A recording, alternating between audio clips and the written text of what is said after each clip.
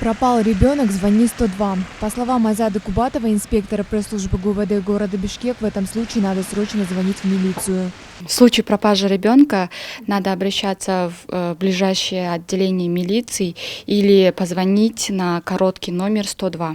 По словам заведующей отделом развития социальных услуг Министерства труда и социального развития Назгуль Чулумовой, в этом году более 700 детей остались без попечения родителей. 3000 детей, да, в трудной жизненной ситуации.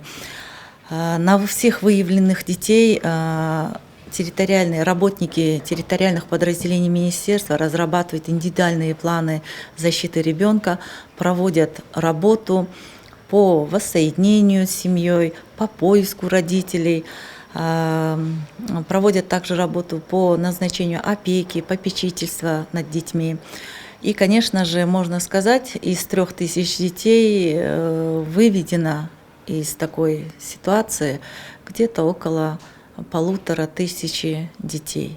Также в Бишкеке есть центр раннего вмешательства. Он функционирует как стационар, принимая детей-сирот, брошенных, изъятых, отказных из семей в трудной жизненной ситуации. Также открыто отделение раннего вмешательства. Здесь оказывают медицинскую, психологическую, социальную и педагогическую помощь для детей от 0 до 4 лет с особенностями развития и инвалидностью.